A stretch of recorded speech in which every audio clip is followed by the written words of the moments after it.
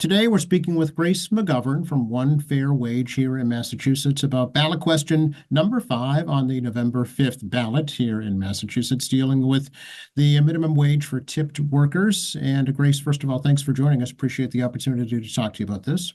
Yeah, thank you so much for having me, and thank you for taking the time to talk about question five with your listeners. Absolutely. We're trying to get both sides of all 5 questions here on the program, and it's certainly a challenge, but we're doing it. Question Yeah, 5 deals, as I mentioned, with tipped wages for minimum wage workers. And your organization is in support of question 5, right? absolutely. Yes. I am encouraging people to vote yes on five. Would it do essentially what it would do, and I'll just read from the Secretary of State's voter information booklet, would increase the minimum hourly wage that an employer must pay a tipped worker to the full state minimum wage implemented over 5 years, at which point employers could pool all tips and then distribute them to all non-management workers. So why are you in favor of this, Grace? Yeah, so I am in favor of this because subminimum wages are an outdated system.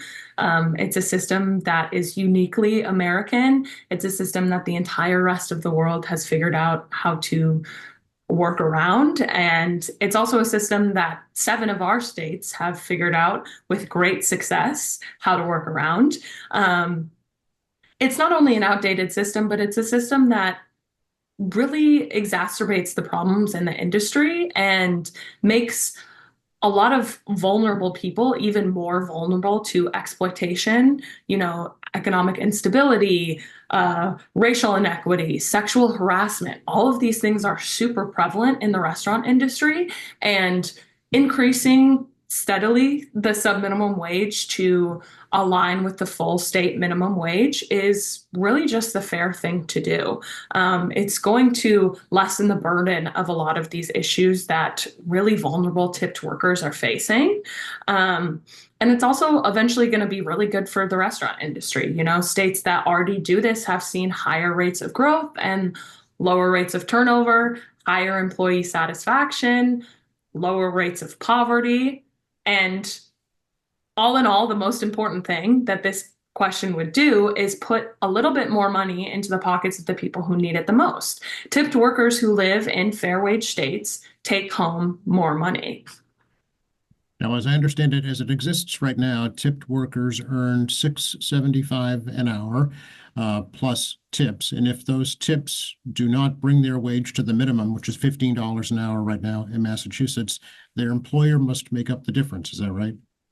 That is right. By law, that is what's required of restaurants. And I wish that was what's happening, but unfortunately, it's not. Not only do we have the issue of forcing customers, or whichever way you look at it, forcing employees to subsidize the labor cost of the employer at a level of $8.25 an hour, which is the difference between 15 and the subminimum wage. Not only are you forcing people to subsidize and, become the boss essentially of these employees who they don't want to be the bosses of, you also have a greater opportunity for restaurants to commit wage theft, either knowingly or unknowingly. The last time there was a study done on the enforcement of these wage laws and bringing up tipped workers to the full minimum wage, which is what is supposed to be happening.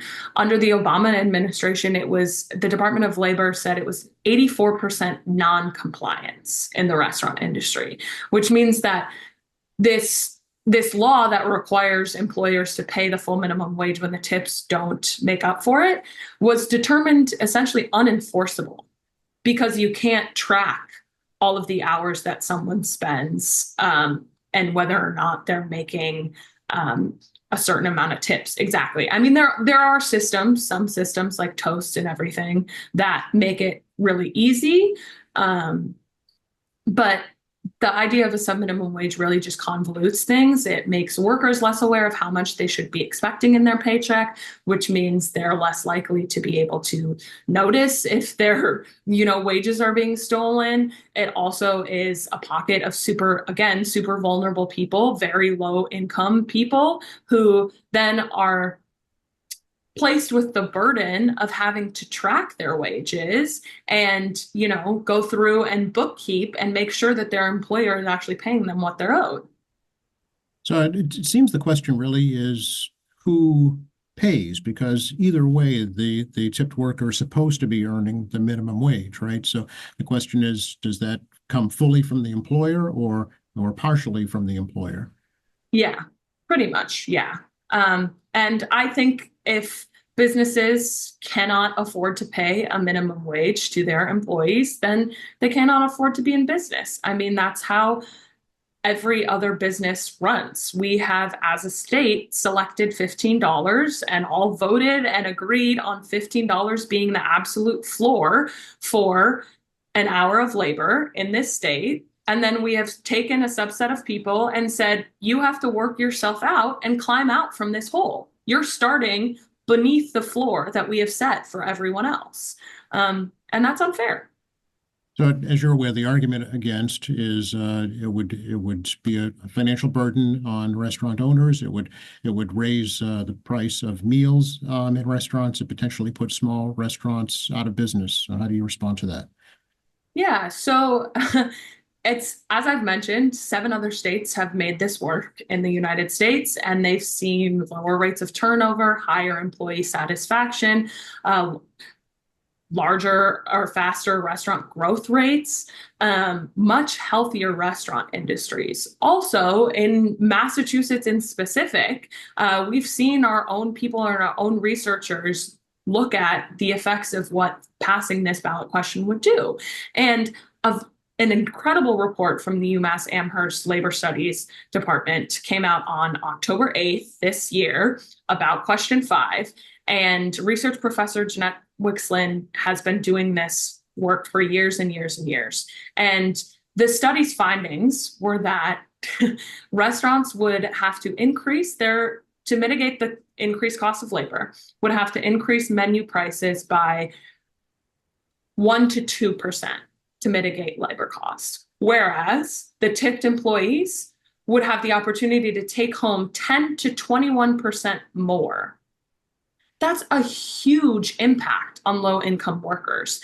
And I don't know about you, but I would argue that the average Massachusetts resident would be happy to pay $51 on a traditionally $50 bill to know that they're no longer in charge for subsidizing their server's wage, to know that their tip is going to actually be a tip and is going to be a gratuity on top of a base wage given to them for incredible or good service.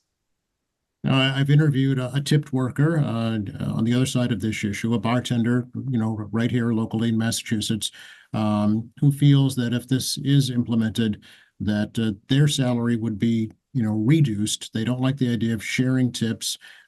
Told me that they're already making a very good wage, maybe up to $40 an hour on this current system. So how do you respond to that? Yeah, I think it's a very valid fear that some people have. Obviously, restaurant industry folks work super hard. We work crazy hours. We work long hours on our feet, facing customers the entire time.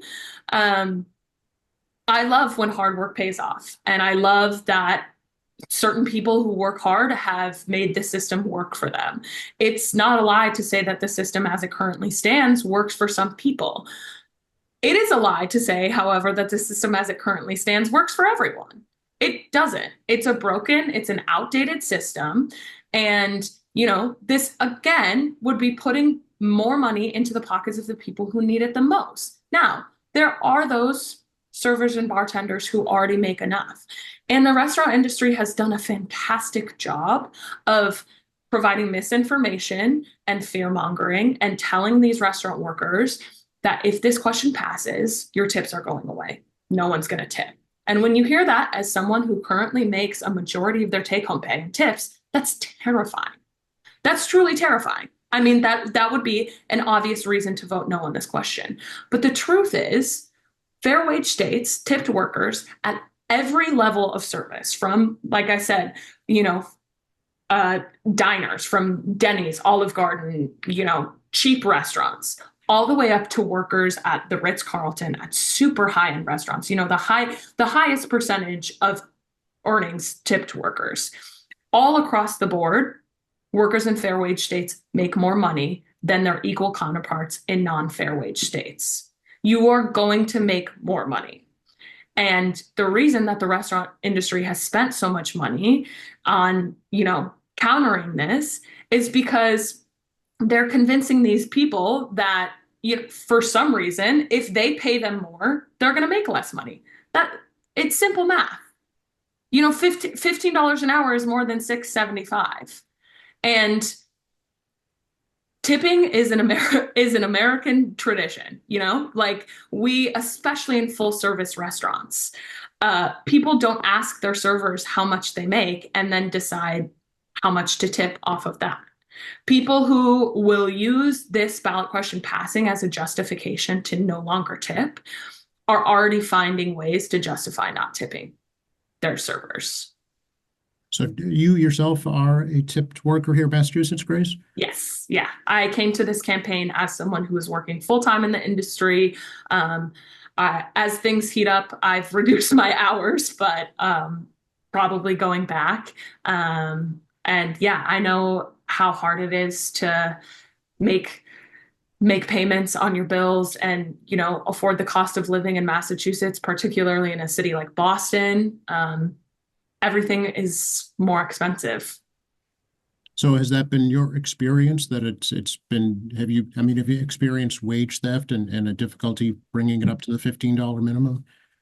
So I personally have not experienced wage theft, but while working on this campaign, I have helped a number of workers file for cases in restaurants where they were experiencing wage theft. I am lucky enough to not have had to engage personally in that fight for myself to earn wages back, but certainly I have talked to many workers who have faced this problem, anywhere from not being able to, or not being brought up to the full minimum wage, all the way to just not being paid by their employers, just flat out theft at that point.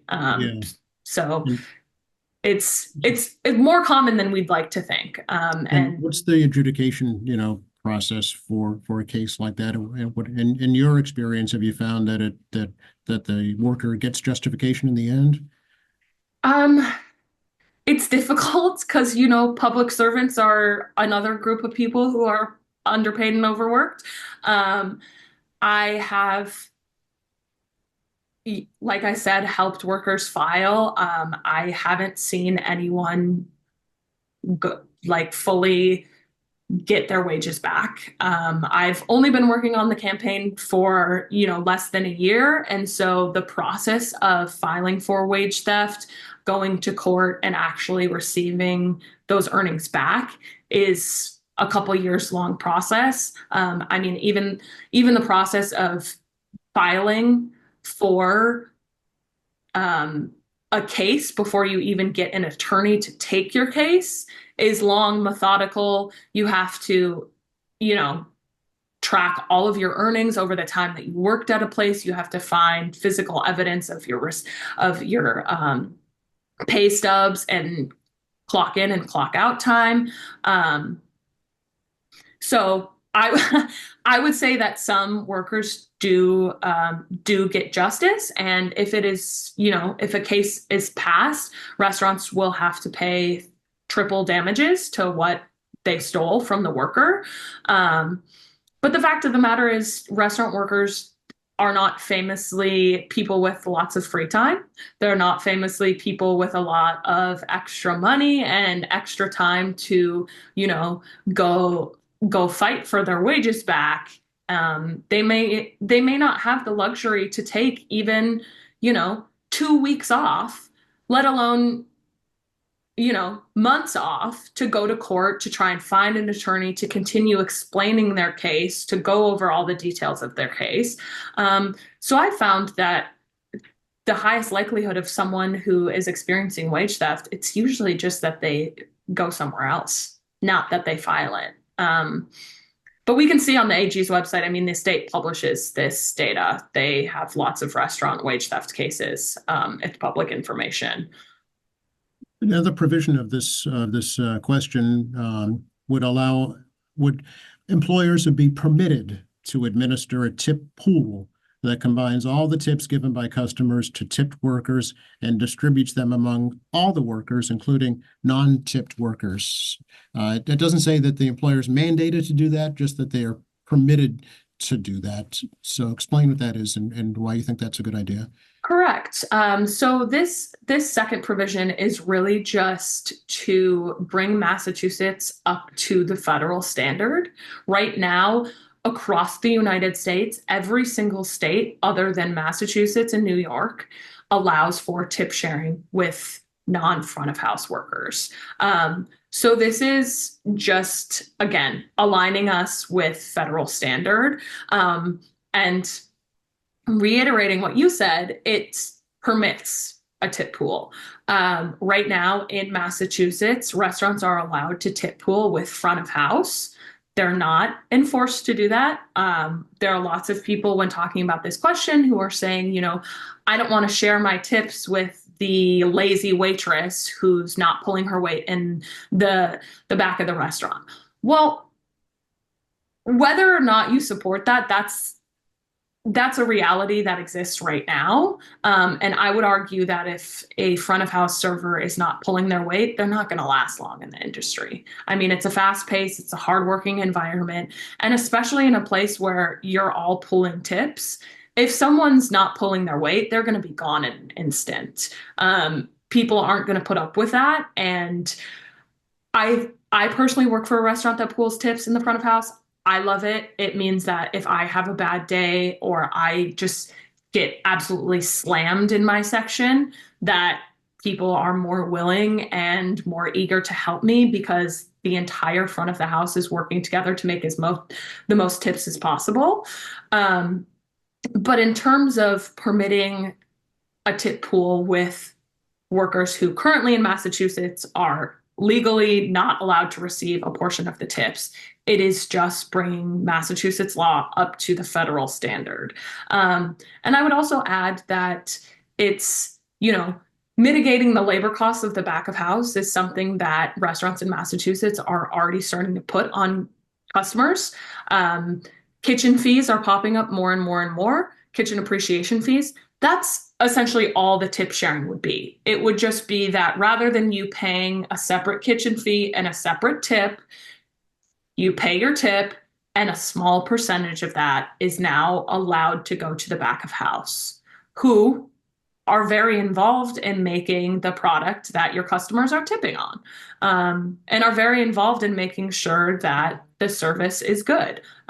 You know, when I get stuck in the weeds and I mess up an order, the back of house, you know, they're the people who I run down to the kitchen and I'm like, oh, I need 7 sauces and I put in the burger in the wrong temperature. And actually this person wants fish tacos and they're really pissed off because everyone else at the table already has their food and they don't have their fish tacos. Can you please help me?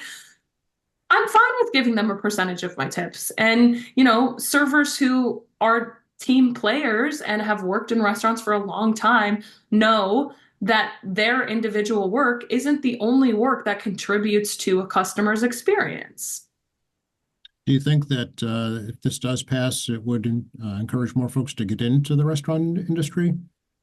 Yeah, absolutely. I think especially with the pandemic, we saw lots of people leave the industry nationwide. In Massachusetts, I believe it was around 7,000 workers who left. I think consistency is huge. Consistency, reliability, and, you know, not feeling the need to do weird tap dances for your tables in order to make minimum wage is really going to encourage not only more people to re-enter the workforce, but also more skilled and better employees to come back because they have the opportunity to make more money. All right. Anything else you'd like to add right now, Grace? I think that's it. If folks would like to learn more about One Fair Wage or this question 5, what's the best way for them to do that? Yeah, so our website is yeson5, number 5, ma.org. That is for the Massachusetts specific. We also have onefairwage.org. That'll give you national data on ending subminimum wages. You also, if you're interested in getting directly involved, you can email me, grace@onefairwage.org. Yes on 5, MA, most social media platforms. Great. Appreciate the opportunity to talk to you. Thanks for your time. Yeah, awesome. Thank you so much for having me on and for chatting.